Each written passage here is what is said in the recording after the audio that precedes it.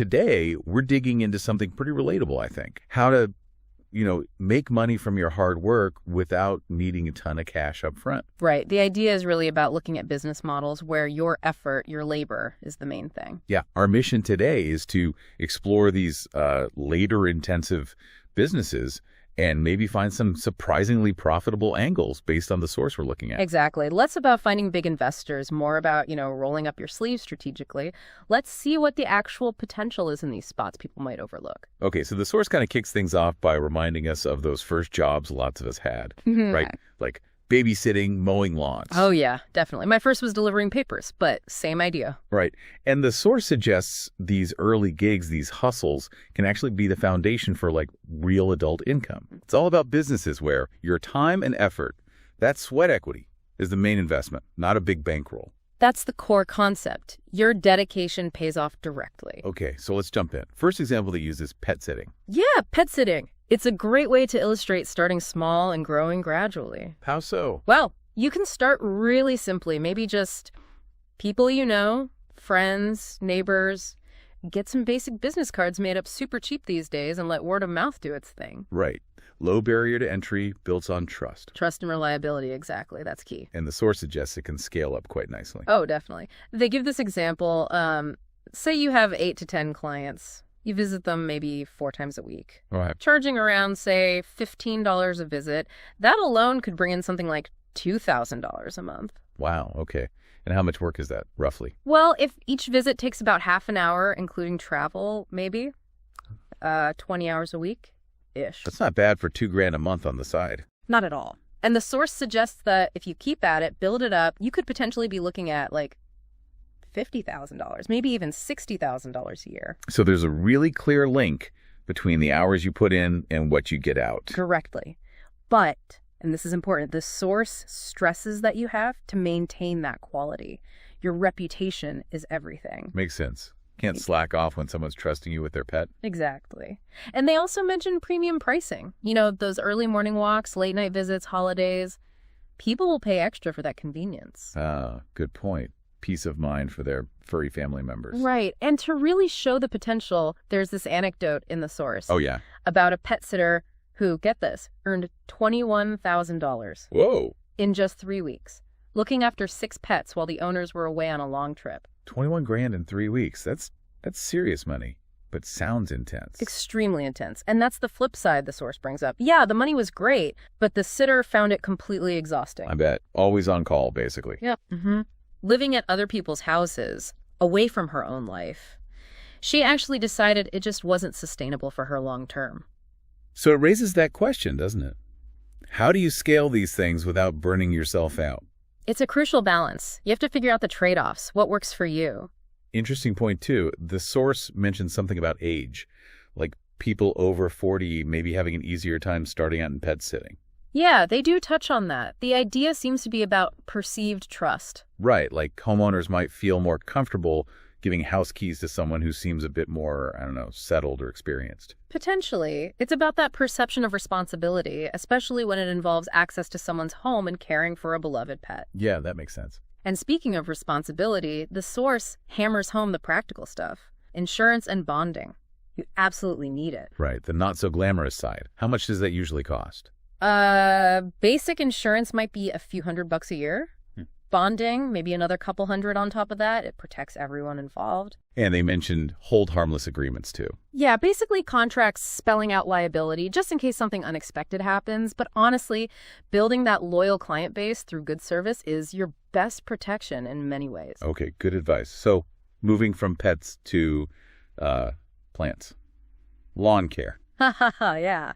Lawn care, another classic low investment startup. The source talks about how easy it is to begin, like really basic. Mentions someone starting with just an electric mower and a super long cord. Right. It really emphasizes that low barrier. Yeah. And they give this fascinating historical perspective. Oh, yeah. What was that? Someone earning $7,000 a year mowing lawns back in 1972 as a 15-year-old. Wow, $7.72. That was real money then. It really was. Apparently comparable to some average adult salaries at the time. Shows how valued even basic services can be. That's wild. So fast forward to today. What's the potential now? Considerably higher, as you'd expect. The source suggests a solo operator really hustling could potentially gross around $100,000 a year. $100,000 mowing lawns. Gross, yeah. Maybe netting closer to $75,000 after expenses, but Big buck. big but. The expenses are higher now, too. You need decent equipment, probably a truck, and definitely insurance. Insurance again. Non-negotiable, you think? Absolutely. The source makes that clear. Way too much liability risk today to operate without it. Protects you, protects the homeowner if, say, a rock flies out and breaks a window. Gotcha. Okay, so lawn care. What's next on the list? Handyman services. Yep. Handyman work. The source kind of positions it like general contracting, but focused on smaller, shorter jobs around the house. Like what sort of things? Oh, installing ceiling fans, maybe swapping out a dishwasher, fixing a leaky tap, painting a room, repairing a bit of fence. All those odd jobs people need done. Stuff homeowners don't have the time, tools, or maybe the skills for. Exactly. And that highlights what you need. The practical skills, obviously, Right. but also the right tools, reliable transport to get to jobs. And knowledge. Knowing how to do things properly and safely. Crucial. And like the others, insurance and bonding are essential here too.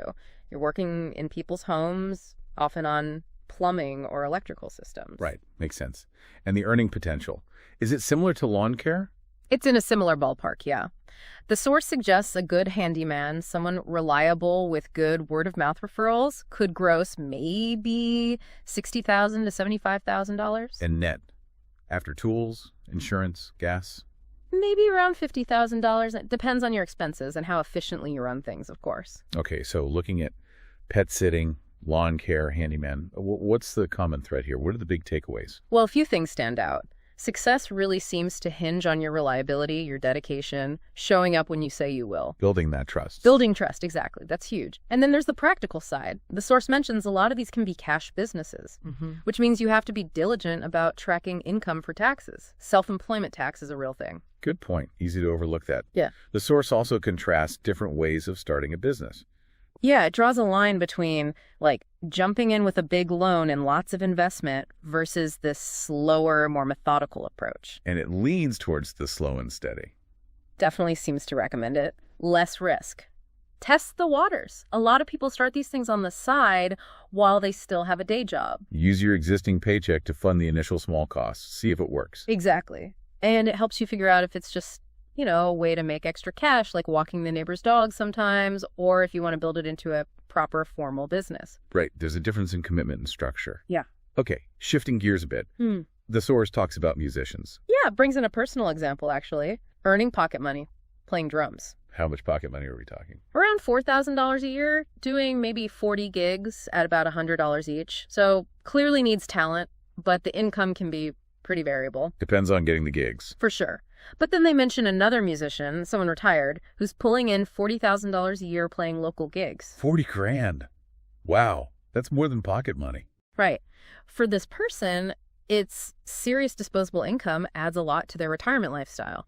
It shows how a passion, if you've got the skill, can still generate real income. But it's not just labor, is it? Musicians have costs. Oh, yeah. The source points that out. Instruments aren't cheap, neither is equipment like amps and PA systems. Plus, maybe marketing, getting your name out there. There are definitely overheads. Okay. What about online businesses? The source touches on those too, right? Yeah. Especially low investment ones. It makes a useful distinction, though. Selling your old junk on eBay. Like that tennis racket example they used. Yeah, selling one unused racket. That's different from setting up a consistent online selling business. Right. One is clearing clutter. The other is trying to build revenue. Exactly. So they talk about platforms like Amazon. Setting up a seller account might cost, $40 a month? Something like that. So the entry cost is low and the potential reach is huge. But always a but. Always. There are challenges. Platform fees, dealing with customer service, returns. It's work. And again, taxes on those sales. Gotcha. Online selling isn't necessarily easy money, even if the startup cost is low. Definitely not passive income, usually. Okay, and finally, the source gets into content creation. Writing, podcasting, audiobooks. As low-cost entry points. Yeah, particularly things like self-publishing. Amazon's KDP, Kindle Direct Publishing, makes it really accessible. And the stigma around self-publishing isn't what it used to be, is it? Not at all. It's a totally viable path now. And audiobooks are huge. The source seemed keen on audiobooks. Yeah, mentions they often sell better than the ebook versions. Shared a personal story about getting books narrated. Right. Talked about different deals with narrators, profit sharing versus flat fees, and how long it can take. Sometimes months to get the final audio back. Yeah. Quality varies too. Got to choose your narrator carefully. And they had this interesting idea about using a podcast to promote an audiobook. Yeah, like making each chapter an episode or a segment. Clever cross-promotion. Definitely. Yeah. Leverage the content you already have. They also mentioned writing short how-to type ebooks, selling them cheap, volume play. And AI tools for podcasting. Briefly, yeah. Mentioned Google's Notebook LM as something that could help create podcast content quickly and cheaply, and just the general ways podcasts make money, ads, subscriptions, basic monetization models. Okay, so we've covered a lot of ground. Pet sitting, lawns, handyman work, music, online sales, content creation. Bringing it all together, what's the main message from this deep dive? I think the core idea is just how many accessible ways there are to generate income if you're willing to put in the work, even without a big chunk of startup cash. Right. It spans so many different interests and levels of commitment. Exactly. And it broadens the idea of what a business is. It doesn't have to be some huge, complex thing. It can be a well-run side hustle, too. It really emphasizes the value of your own skills, your time, your effort. Your sweat equity. So I guess the final thought for you, the listener, is this. Think about the skills you already have, the effort you're capable of.